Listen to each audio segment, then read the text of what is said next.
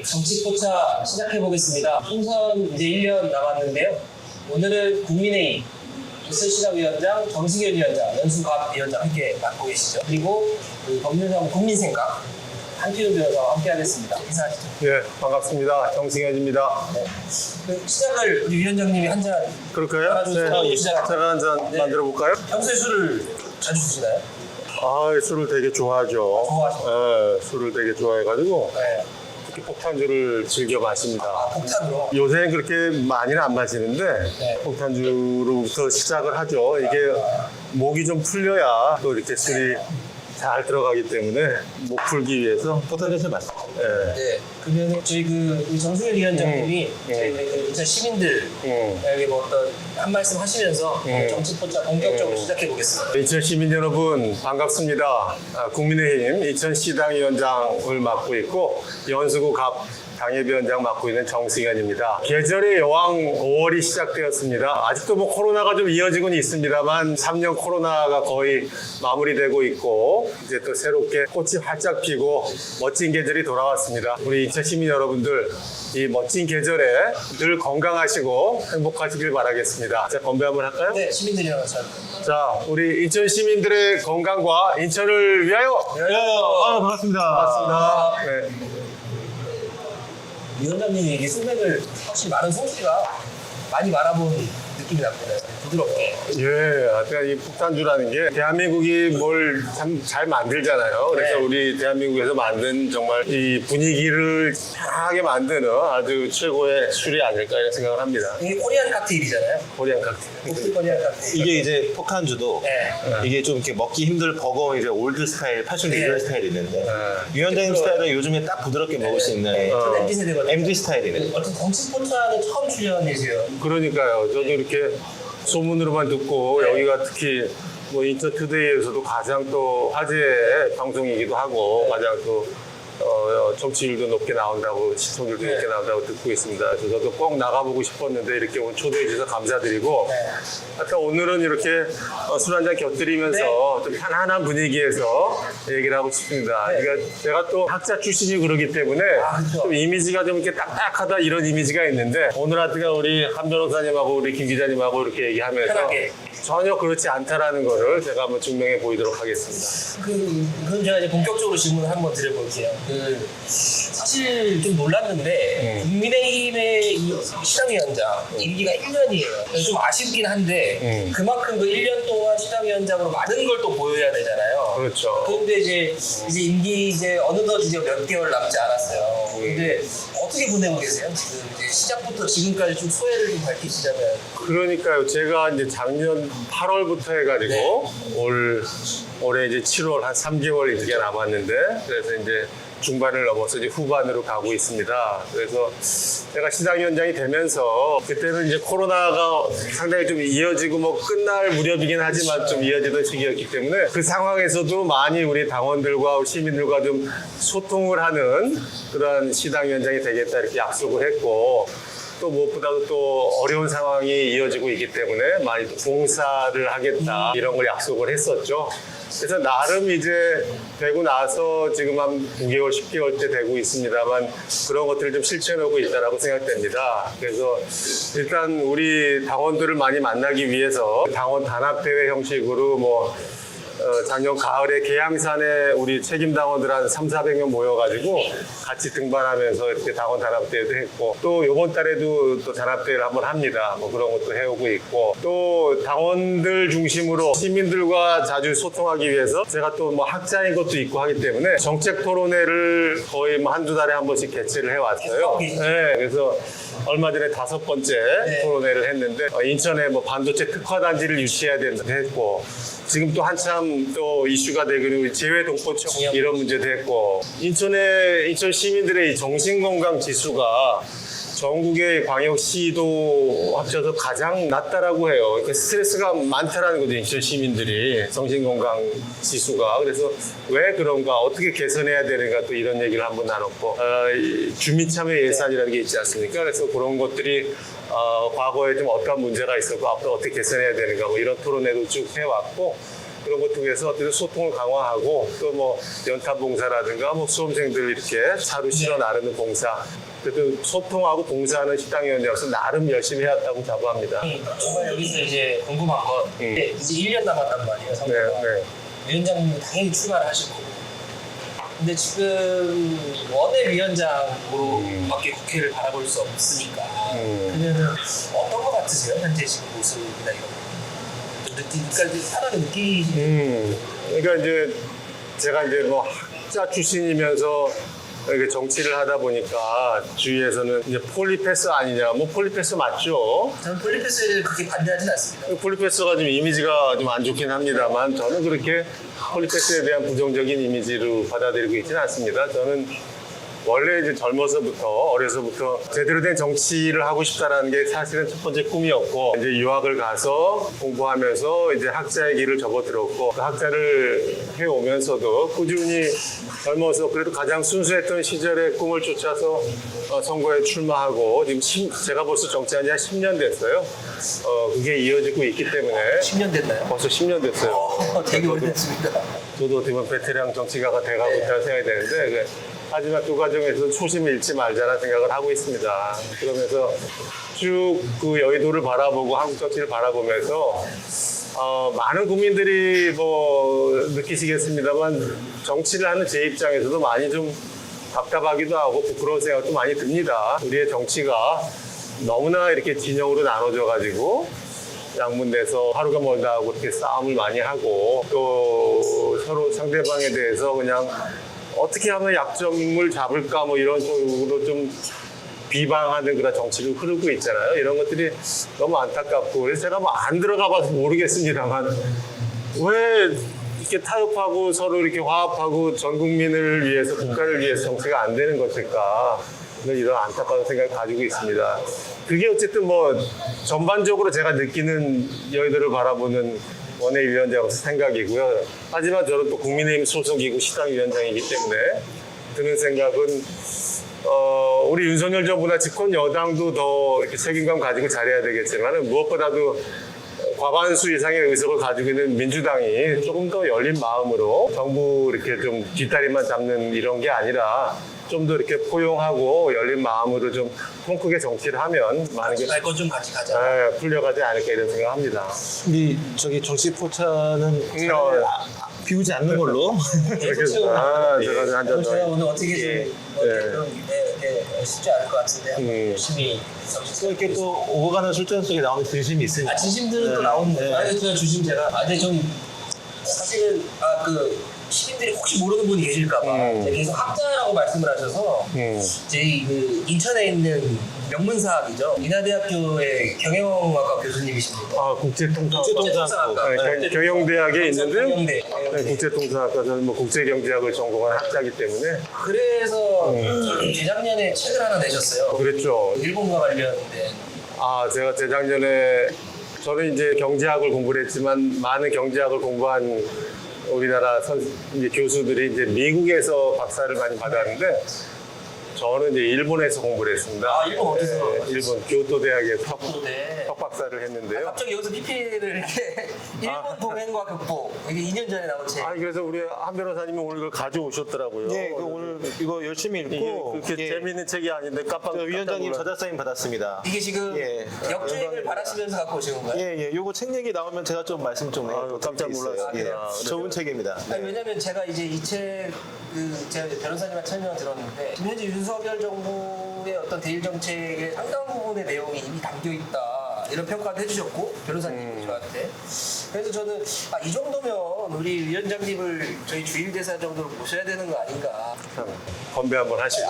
네. 그거는 뭐 제가 아직 경륜이 짧고요.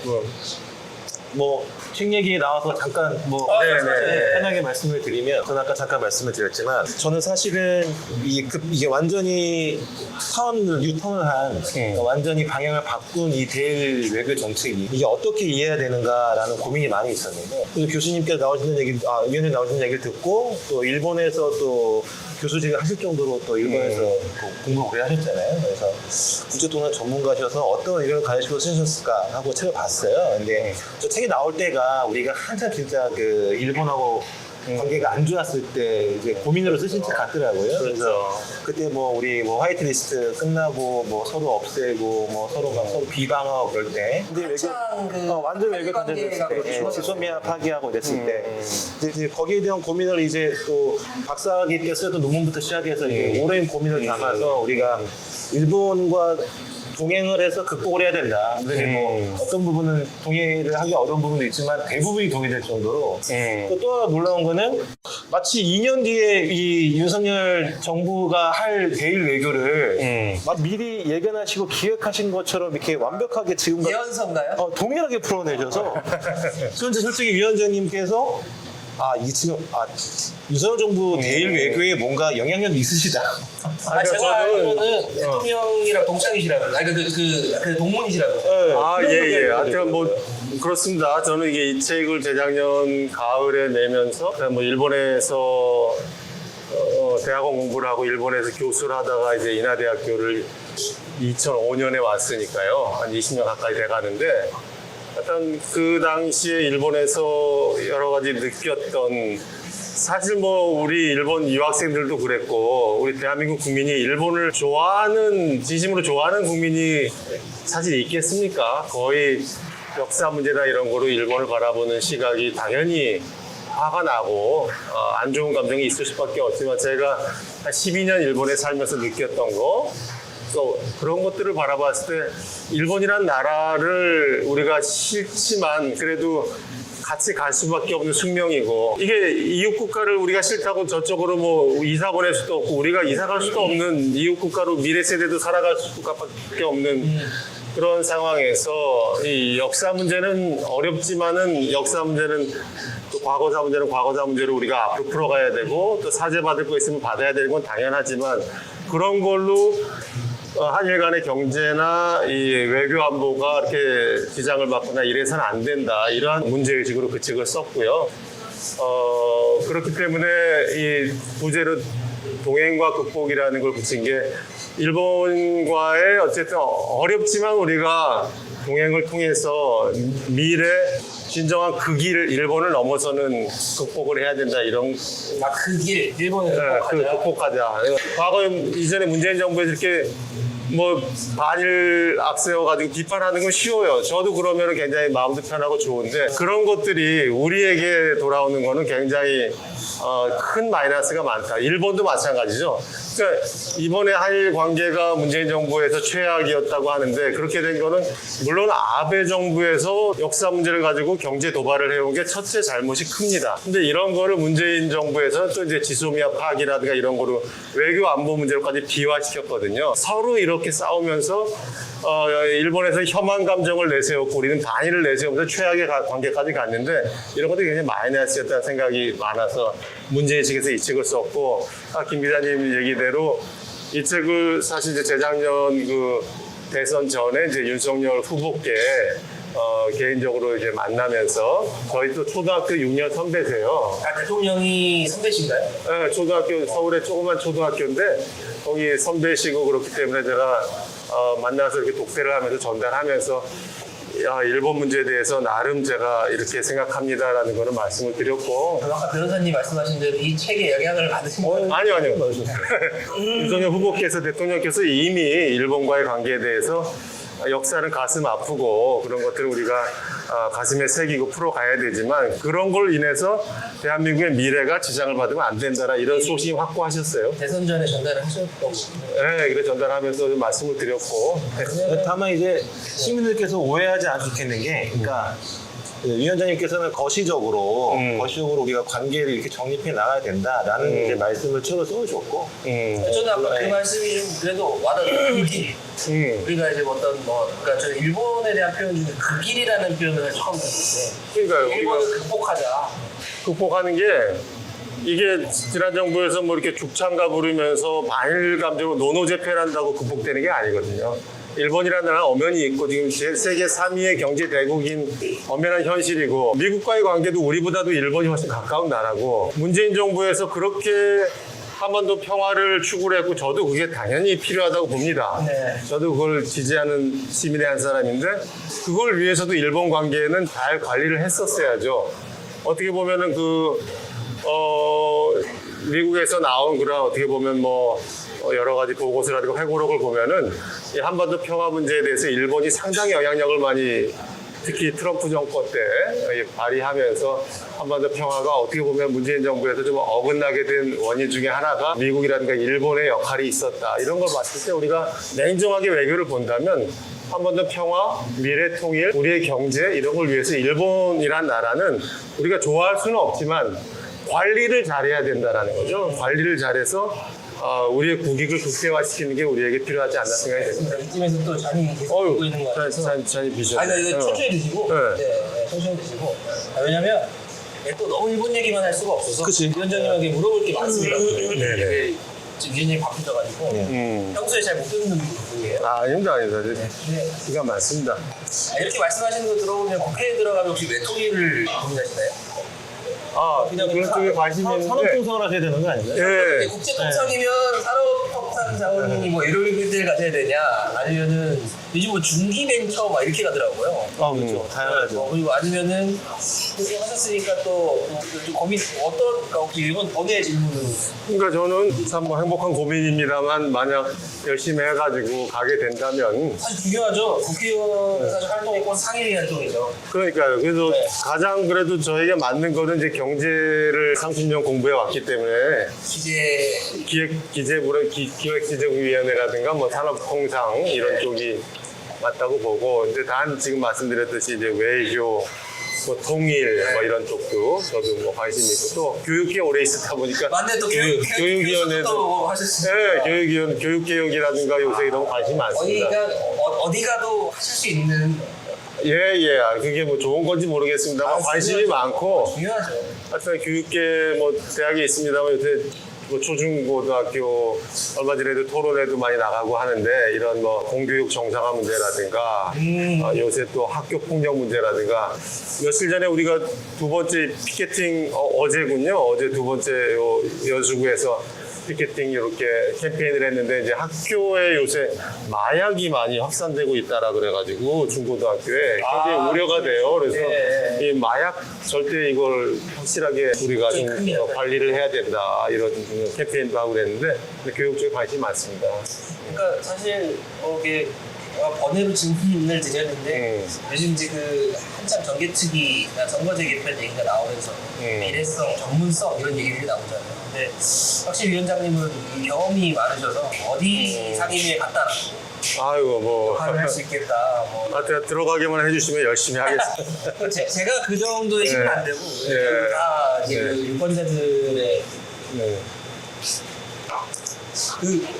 좀 안주도 좀 맞아요. 먹으면서 그 말씀 드리려고 했어요. 위원장님도 안주 주시죠.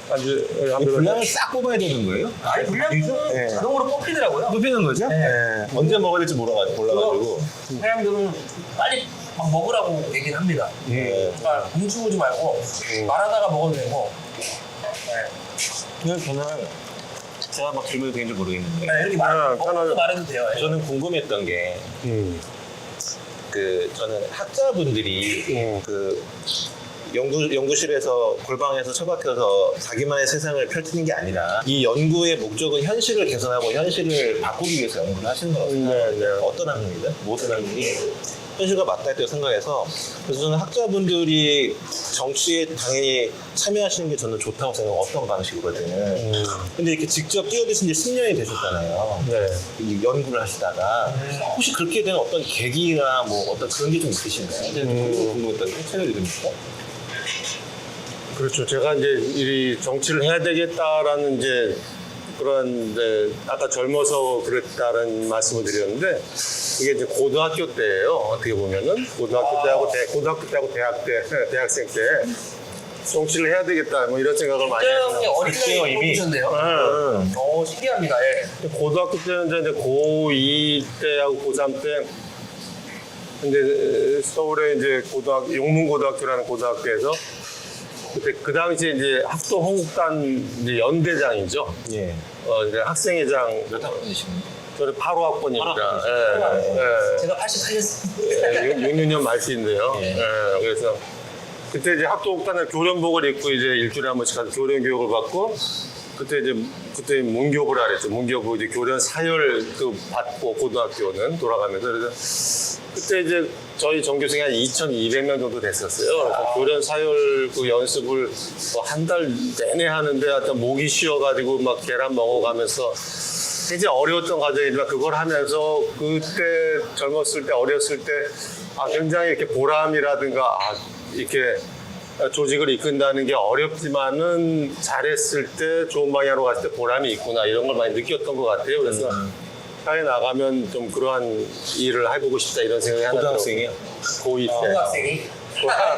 그게 하나 있었고. 재밌네요, 고등학생이. 또 이제 또 대학 가서는 이제 대학 가서 우리 80년대 8호 학번인데 그때 한참 많이 데모할 때고 그럴 때였죠. 저도 뭐 마찬가지로 동아리 활동도 하고 뭐 야학 교사도 하고 데모에도 적극 참여하고 이런 학생이었는데 그때 하면서 사회 현실을 보면서 이게 우리 사회가 아직까지는 정말 많이 변화하고 개혁할 게 많구나 이렇게 느끼면서 사회 나가면 이렇게 사회를 좀 그래도 조금이라도 바꿀 수 있는 그런 큰 흐름에 내가 동참해야 되겠다 이런 생각을 하고 사실은 일본 유학을 갔어요. 교수 되려고 간 게 아니고 더 공부하기 위해서. 그래서 갔다 와서 뭐 교수하고 있지만 계속 정치를 해야 되겠다 이런 젊어서의 신념을 가지고 하고 어쨌든 정치를 본격적으로 하게 되면 교수를 사표를 내고 본격적으로 할 생각으로 있습니다. 좀 궁금한 게 사실 이제 정치 얘기를 이제 들어왔으니까 시당위원장으로서 역할 이렇게 봤을 때 그 사실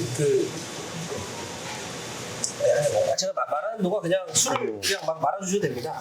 예. 이거 위원장님 또 중책을 또. 이거 오늘 제가. 왜냐면 위원장님이 사실 이게 막 주시는 이 소맥이 맛있어요. 저는 이거 일단 이게 술상의 정치입니다. 이게 말하시는 게.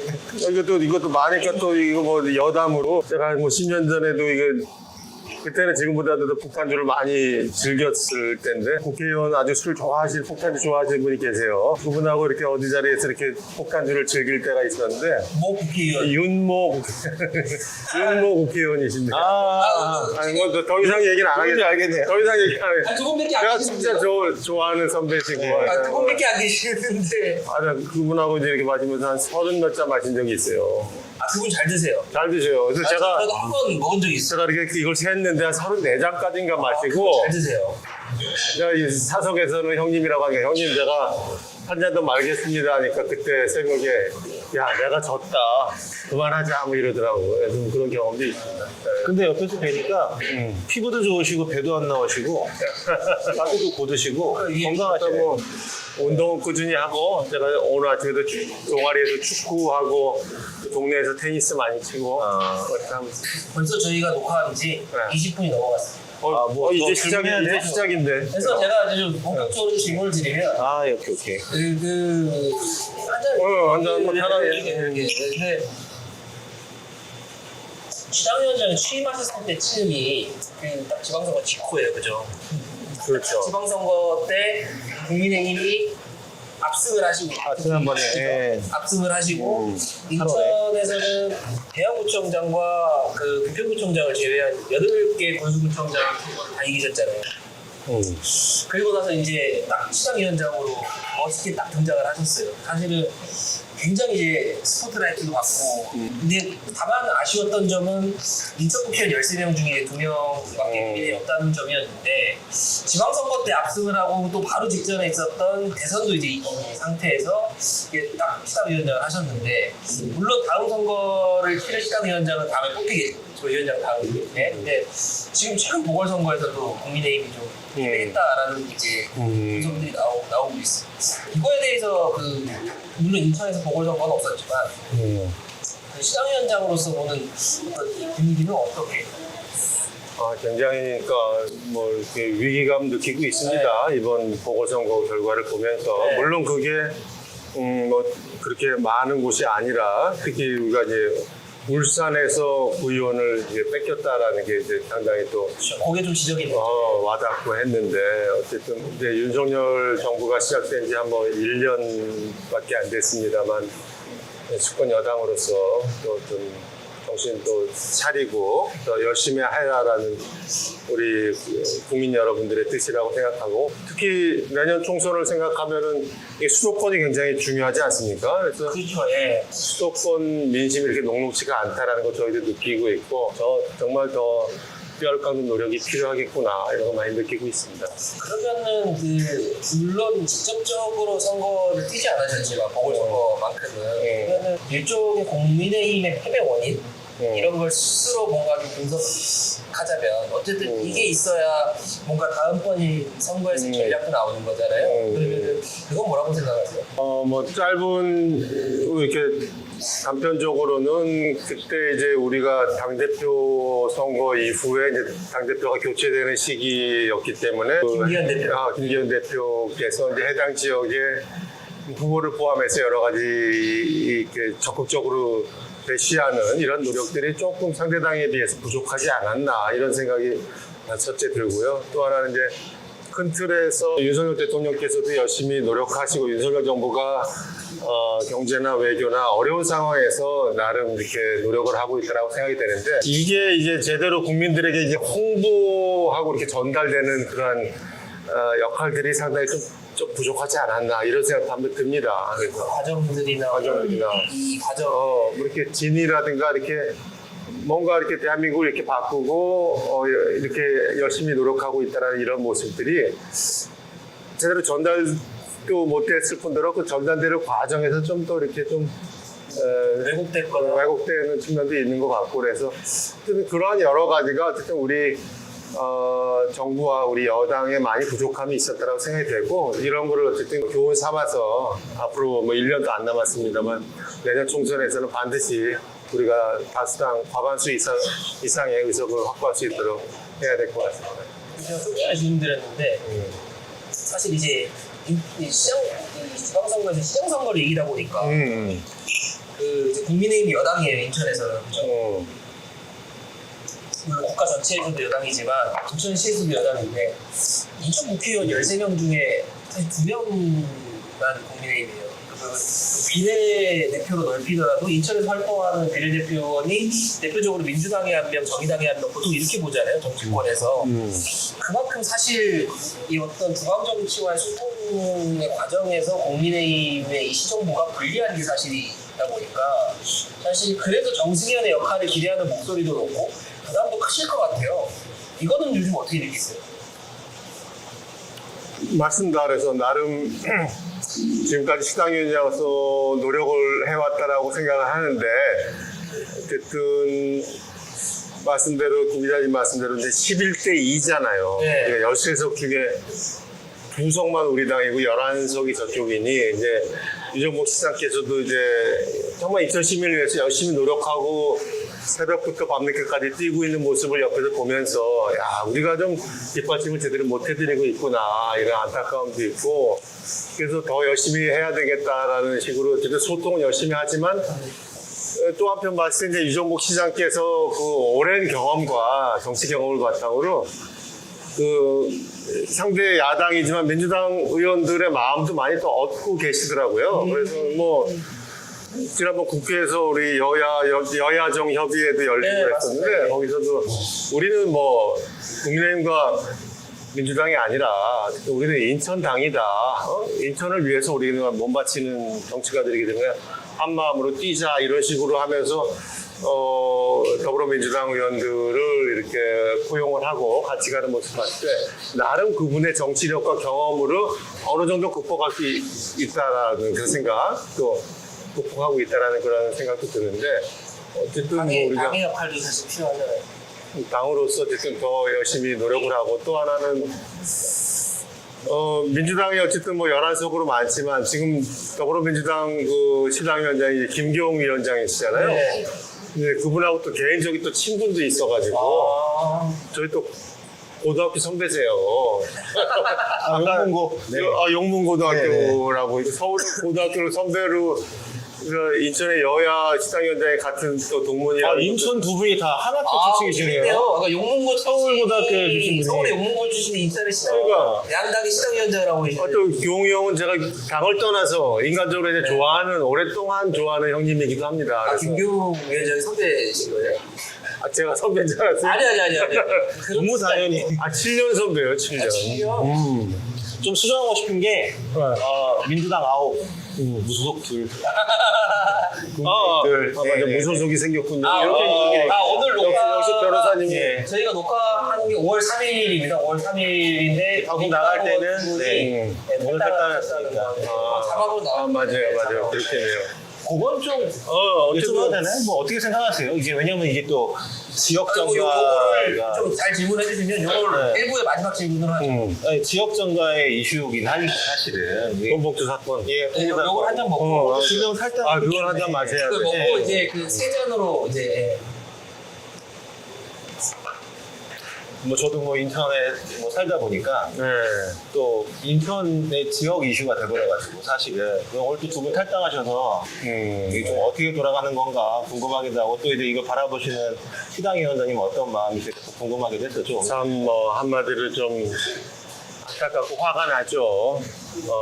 인천에서 이렇게 전임 당대표도 프랑스에서 와가지고 이렇게 또 검찰에 그냥 셀프 출석을 하면서 이런 모습을 보였고, 현 당대표도 인천으로 아무 연고도 없는 인천에 와가지고 이렇게 국회의원이 돼서 이렇게 어떻게 보면은 방어막을 쳤고 뭐 이렇게 봤을 때, 또 더더구나 이번에 이러한 그 전 송영길 대표 관련된 그러한 그 돈목표 사건이 인천에 이제 국회의원들이 이렇게 연루가 됐다라는 걸 보면서, 야, 정말 이건 좀 암담하다.